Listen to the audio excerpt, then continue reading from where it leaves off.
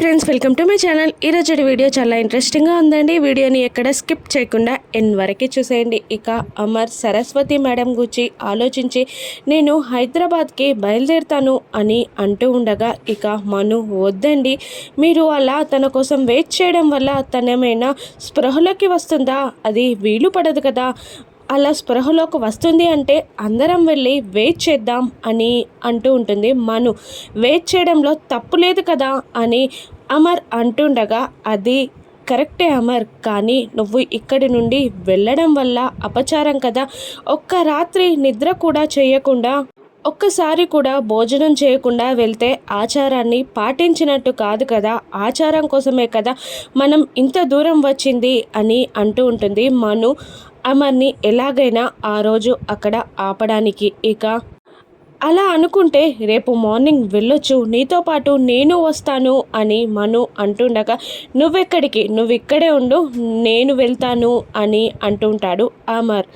ఇక పిల్లలు హ్యాపీగా ఆడుకోవడానికి వెళ్ళిపోతారు. అప్పుడు బాగి మనుని ఇలా అంటూ ఉంటుంది, ఏంటి మనోహరి గారు, ఏదో ఒక సాకు చెప్పి ఇక్కడికి వచ్చాక ఆయన్ని తీసుకువెళ్ళిపోదామంటారనుకున్నాను, కానీ మీరేంటి ఇక్కడే ఉండేలా మాట్లాడుతూ రివర్స్ డ్రామా ప్లే చేస్తున్నారు అని బాగి అంటుండగా మను కోపంగా చూస్తుంది. అప్పుడు రామ్మూర్తి, నాకు పెద్ద కూతురు లాంటిది కదమ్మా, మరిది చెల్లి సంతోషం కోరుకుంటున్నట్టుంది అని రామ్మూర్తి అనేస్తాడు. అప్పుడు మను కోపంగా, మరిదేంటండి, మరిది అమర్ అంటే చాలు అని అంటూ ఆయన అమర్ వెళ్ళకుండా ఆపినందుకు సంతోషంగా ఫీల్ అవ్వకుండా ఆరా తీస్తారేంటి, చాలా ఉక్కగా ఉంది, ఫ్యాన్ అయినా వేయొచ్చు కదా అని మను అంటూ ఉంటుంది. మీరు మర్యాదలు చేయడానికి తీసుకొచ్చినట్టు లేదు, మమ్మల్ని చంపడానికే తీసుకొచ్చినట్టుంది అని కసురుతూ ఉంటుంది మను. ఇక అయ్యో సారీ మను గారు, ఫ్యాన్ రిపేర్లో ఉంది అని అనగానే మను కోపంగా బయటికి వెళ్ళిపోతుంది. ఇక రామ్మూర్తి బాగి ఇద్దరు నవ్వుకుంటూ ఉంటారు. ఇక మనోహరి ఏర్పాటు చేసిన రౌడీ సరస్వతి మేడంని చంపడానికి హాస్పిటల్కి వెళ్తాడు. అక్కడ ఒక డాక్టర్ని కొట్టి డాక్టర్ డ్రెస్ వేసుకొని సరస్వతి మేడం ఉన్న రూమ్ నెంబర్ని కనుక్కొని అక్కడికి వెళ్తూ ఉంటాడు. ఇక అప్పటికే సరస్వతి మేడం స్పృహలోకి వస్తుంది. ఆ రౌడీ సరస్వతి మేడంని చేరకముందే తను అక్కడి నుండి వెళ్ళిపోతుంది. ఇక ఆ రౌడీ మేడం కనిపించక బయటికి వస్తూ ఉండగా ఒక సిస్టర్ కూడా చూస్తుంది. ఇక ఆ రౌడీ బయటికి వచ్చి మనోహరికి కాల్ చేస్తాడు, చంపేశావా, ఇక అక్కడి నుండి వెళ్ళిపో, ఎవరైనా చూడలేదు కదా అని మను కంగారుగా మాట్లాడుతుండగా, కాదు మేడం, నేను చెప్పేది వినండి అని ఆ రౌడీ అంటుంటాడు. ఎలా చంపావో చెప్తావా, నాకు అవసరం లేదు, నువ్వు ఫస్ట్ అక్కడి నుంచి వెళ్ళిపో అని మను అంటూ ఉంటుంది. నేను అసలు చంపలేదండి, నేను చంపక మునుపే తను అక్కడి నుండి వెళ్ళిపోయింది, తను లేదు, హాస్పిటల్ స్టాఫ్ అంతా వెతుకుతున్నారు అని ఆ రౌడీ చెప్పేస్తాడు మనుకి. ఇక మను చాలా టెన్షన్ పడుతూ ఉంటుంది. నువ్వు ఫస్ట్ అక్కడి నుండి వెళ్ళిపో, ఆ తర్వాత ఏం చేయాలో నేను చెప్తాను ప్లాన్ అని మను అనగానే ఆ రౌడీగాడు అక్కడి నుండి వెళ్ళిపోతాడు. ఇక ఏంటి మేడం నా చుట్టూ తిరుగుతుందేంటి, ఇక అమర్ని కలవడానికి ప్రయత్నాలు చేస్తుందా, దేవుడా ఏంది నాకు అని మనసులో అనుకుంటూ ఉంటుంది మను. ఇక సరస్వతి మేడమే స్వయంగా అమర్ వాళ్ళ ఇంటికి వస్తుంది. ఇక అక్కడ వాచ్మెన్కి చెప్తూ ఉంటుంది, నేను అమర్ సార్ని కలవాలి అంటుండగా అమర్ సార్ వాళ్ళు లేరు అని చెప్పేస్తాడు వాచ్మెన్. ఎక్కడికి వెళ్ళారు అని అంటుండగా ఊరికి వెళ్ళారు అని వాచ్మెన్ అంటూ ఉంటాడు. ఇక అవును అమర్ సార్ పెళ్ళి జరిగిందా అని అంటుండగా, జరిగిపోయింది, ఇప్పుడు వాళ్ళ అత్త వాళ్ళ ఇంటికే వెళ్ళారు అని ఆ వాచ్మెన్ చెప్తుండగా షాక్ అవుతుంది సరస్వతి మేడం. మనోహరితోనేనా అని అడుగుతుంటుంది ఆ మేడం. మనోహరి మేడంతో కాదు, మిస్ అమ్మ అనే వేరే అమ్మాయితో జరిగింది, ఇప్పుడు వాళ్ళ ఊరికే వెళ్ళారు అనడంతో సరస్వతి మేడం సంతోషపడుతూ ఉంటుంది. ఆ దేవునికి ఈ రాక్షస్కి ముడిపడకుండా ఆపావా దేవుడా అని మనసులో అనుకుంటూ సొంత స్నేహితురాల్ని చంపింది, ఇక పాపం ఆ అమ్మాయిని ఏం చేస్తుందో, ఆ అమ్మాయిని కాపాడాలి అని సరస్వతి మేడం కంగారుగా అక్కడి నుండి బయలుదేరుతుంది. ఇక అప్పటికే డాక్టర్ కాల్ చేసి అమర్కి సరస్వతి మేడం హాస్పిటల్లో లేని విషయం చెప్పడంతో ఇక అమర్ ఇలా చెప్తూ ఉంటాడు రాథోడ్కి. మన ఇంటి వాచ్మెన్కి కాల్ చేసి సరస్వతి మేడం అనే పేరుతో ఎవరు వచ్చినా కూడా ఇంట్లో కూర్చోబెట్టి మాట్లాడమని చెప్పు, నేను వస్తున్నానని చెప్పు అని అమర్ రాథోడ్కి చెప్పగానే రాథోడ్ కాల్ చేస్తాడు. ఆ వాచ్మెన్ ఇలా అంటుంటాడు, మేడం ఇప్పుడే వచ్చి వెళ్ళారండి ఇప్పుడే అని అంటుంటాడు. ఇప్పుడే అంటే ఎంతో దూరం వెళ్ళుండదు, వెతుకుమని చెప్పు అని అమర్ అంటుండగా వాచ్మెన్ వెతుకుతాడు. కానీ లాభం లేకుండా పోతుంది. ఇక ఏం చెప్పిందంట అని అంటుండగా, మీరు ఎక్కడున్నారు అడిగారు, అడ్రస్ చెప్పాను సార్ అని ఆ వాచ్మెన్ అంటూ ఉంటాడు. ఇక సరే అని అమర్ కాల్ కట్ చేస్తాడు. ఇదంతా పక్క నుండి విండోలో మను వింటూనే ఉంటుంది. ఇక మనం ఎదురుగా వెళ్ళి మేడంని పట్టుకుందామా సార్ అని రాథోడ్ అంటుండగా, వద్దు వద్దు అప్పుడు మిస్ గైడెన్స్ అవుతుంది, మేడంని మనం తొందరగా కలవాలంటే మనం ఈ ఇంట్లోనే ఉండాలి అని అమర్ అంటూ ఉంటాడు. ఇక మను మనసులో ఇలా అనుకుంటుంది, ఏంటి మేడం ఇక్కడికి బయలుదేరారా, దేవుడా ఇప్పుడు ఇక్కడి నుండి అమర్ని ఏ విధంగా పంపించేయాలి, ఇప్పుడే ఆచారం అది ఇది అంటూ ఇక్కడే ఉండాలి అన్నాను కదా దేవుడా, ఏం చేయాలి, మను ఏదో ఒకటి ఆలోచించే అని మనసులో అనుకుంటూ ఉంటుంది. ఇక మరోవైపు మనోహరి గతానికి చెందిన రౌడీలు అక్కడ చెక్ పోస్ట్ దగ్గరికి వచ్చి అంతా ఎంక్వైరీ చేస్తూ ఉంటారు. ఇక వాళ్ళు 2 కార్లు వచ్చాయని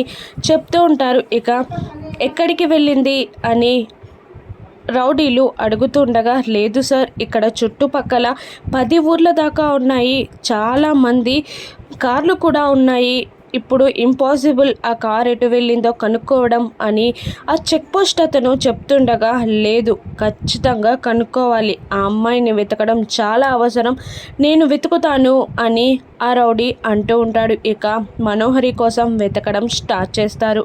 ఇక మరోవైపు గుప్తా గారు డల్గా కూర్చొని ఉన్న ఆరు దగ్గరికి వెళ్తారు. ఇక ఆరు ఇలా అంటూ ఉంటుంది, అయ్యో యమధర్మరాజు గారు మిమ్మల్ని ఏమైనా శిక్షించారా, చెప్పండి ఆ శిక్ష ఏదో నేను అనుభవిస్తాను అని గుప్తా గారిని ఆరు అంటుండగా, అవి మామా లెక్కలు మేము చూసుకుంటాం, కానీ మీ పిల్ల పిచ్చుకలని చూస్తావా నువ్వు అని అడుగుతుంటారు గుప్తా గారు.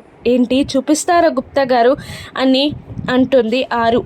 చూపిస్తాను ఇలారా అని అంటాడు గుప్తా గారు. ఇక ఆరు దగ్గరికి వచ్చి ఆ మాయా దర్పణం దగ్గర కూర్చుంటుంది. ఇదేంటి వైర్ కనెక్షన్ కూడా లేదు, వైఫై లాగా పనిచేస్తుందా అని అంటూ ఉంటుంది ఆరు. ఇక మాయా దర్పణాన్ని గుప్తా గారు ఓపెన్ చేయగానే ఏమీ కనబడకపోవడంతో ఆరు ఆ పెట్టెని అటు ఇటు కొడుతూ ఉంటుంది. ఏంటి ఏం చేస్తున్నావు అని గుప్తా గారు అడుగుతుండగా, మా టీవీ కానీ వైఫై కానీ పని చేయకపోతే ఇలాగే కొడతాం గుప్తా గారు, అప్పుడు పని చేస్తుంది, అందుకే కొడుతున్నాను అని ఆరు అమాయకంగా అంటూ ఉండగా, ఈ స్తంభానికి వెళ్ళి గుద్దై అప్పుడు పనిచేస్తుంది ఇది అని అంటూ ఉంటారు గుప్తా గారు. అలాగే అని లేవబోతూ ఉంటుంది ఆరు.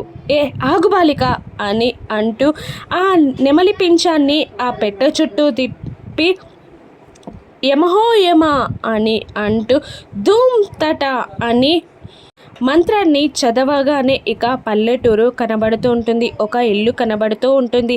ఇక ఈ ఇల్లు ఎవరిది గుప్తా గారు అని అనగానే, నీదే బాలిక అనేస్తాడు గుప్తా గారు. ఇక ఆరు సంతోషపడుతూ ఉంటుంది, అంటే ఆ ఇంట్లో ఉన్న వాళ్ళు మా అమ్మ నాన్న అని ఆరు అడుగుతూ ఉండగా, ఇక అని అంటూ, కాదు అది మీ ఆయన గారిల్లు, మిస్ అమ్మ వాళ్ళ నాన్నగారిల్లు, మీ పతిదేవుని ఇల్లు అంటే నీ ఇల్లే కదా, అందుకే అలా చెప్పాను అని గుప్తా గారు అంటూ ఉంటారు. అవునా, నీ ఇల్లు అంటే నా పుట్టిల్లేమో అని నేను సంతోషపడ్డాను గుప్తా గారు అని ఆరు అంటూ ఉంటుంది. ఇక పిల్లలు రాథోడ్ అందరూ భోజనానికి కూర్చుంటారు. ఇక పిల్లల్ని చూసి చాలా సంతోషపడుతూ ఉంటుంది ఆరు. ఇక అప్పుడే అక్కడికి అమర్ వస్తాడు. ఇక రండి బాబు రండి అని రామూర్తి పిలుస్తూ ఉంటాడు. ఇక హ్యాండ్ వాష్ చేసుకోవడానికి అమర్ వెళ్తుండగా ఎక్కడికి బాబు అని రామ్మూర్తి అడుగుతుంటాడు. హ్యాండ్ వాష్ చేసుకోవడానికి అని అమర్ అంటుండగా మీరు వెళ్ళడం ఎందుకు, తల్లి వెళ్ళు వాటర్ తీసుకురాపో అనగానే ఒక గిన్నె వాటర్ తీసుకొని వస్తుంది బాగి. ఇక అమర్ మాత్రం కోపంగా చూస్తూ ఉంటాడు, చేతులు కడుక్కోకుండా. ప్లీజ్ అండి కడుక్కోండి అని అంటున్న అమర్ వినడు. ఇక అమర్ని మాయాదర్పణం నుండి చూస్తూ చాలా సంతోషపడుతూ ఉంటుంది ఆరు. ఇక బాగి చేతులు కనుక్కోవమ్మనడం, బాగి అమర్ని చూస్తూ భయపడడం కూడా చూస్తూ ఉంటుంది ఆరు. సంబరపడుతూ ఉంటుంది ఆరు. ఇక ప్లీజ్ అండి ప్లీజ్ కడుక్కోండి, పట్టుకొని చేతులు నొప్పెడుతున్నాయండి, ప్లీజ్ కడుక్కోండి అనగానే ఇక బాగి వాటర్ పోస్తూ ఉండగా అమర్ చేతులు కడుక్కొని కింద భోజనానికి కూర్చుంటాడు. ఇక ఆరు ఇదంతా చూస్తూ ఇలా అంటూ ఉంటుంది, నాకు చాలా ఈర్ష్యగా ఉంది మిస్ అమ్మని చూస్తుంటే. ఎందుకంటే ఈ అల్లుడు మర్యాదలన్నీ నా తరపున జరగాలని నేను అనుకున్నాను. కానీ నాకు పుట్టిల్లు లేక చాలా బాధపడేదాన్ని. మా ఆయనకి అల్లుడు మర్యాదలు జరగట్లేదని మొదటిసారిగా మిస్ అమ్మని చూస్తుంటే చాలా ఈర్ష్యగా ఉంది అని అంటూ ఉంటుంది ఆరు. ఇక ఇది నీ కుటుంబమే బాలిక, విధి ఆడిన ఆటలో నువ్వు అన్ని విధాలా ఓడిపోయావు అని గుప్తా గారు మనసులో అనుకుంటూ ఉంటారు. ఇక మిస్ అమ్మ అందరికీ పిల్లలకి అమర్కి వడ్డించడం ఆరు చూస్తూనే ఉంటుంది. హ్యాపీగా ఉంటుంది, చాలా సంతోషంగా ఉంది. నా పిల్లల్ని చూసుకునే మిస్ అమ్మ తాతయ్య అందరూ ఉన్నారు, నాకు ఈరోజు చాలా సంతోషంగా ఉంది అని ఆరు అంటూ ఉంటుంది. ఇక రామ్మూర్తి ఇలా అంటూ ఉంటాడు, నువ్వు కూడా తినమ్మా అని అంటుండగా వడ్డించాక తింటాను అని అంటూ అమర్ దగ్గరికి వెళ్ళి పప్పు వేయినా, రైస్ పెట్టనా, సాంబార్ వేయినా బాగుంటుంది అని అంటూ ఉంటే అమర్ వద్దు వద్దు వద్దు అని అంటూనే ఉంటాడు. కానీ బాగి వినకుండా ఈ సాంబార్ చాలా బాగుంటుందండి వేసుకోండి అని అమర్ చేయి పైనే సాంబార్ పోస్తుంది. ఇక అమర్ కోపంగా చూస్తాడు, బాగి పక్కకి తప్పుకుంటుంది. కూర్చో అమ్మ కూర్చో, నువ్వు నీ కుటుంబం దగ్గర కూర్చొని భోంచేయాలి అని అంటూ బాగిని బలవంతంగా కూర్చోబెడతారు. ఇక అది చూసి ఆరు సంతోషపడుతూ ఉంటుంది. ఇక ఆరు మాయా దర్పణంలో తనని చంపిందెవరో తెలుసుకోనుందా.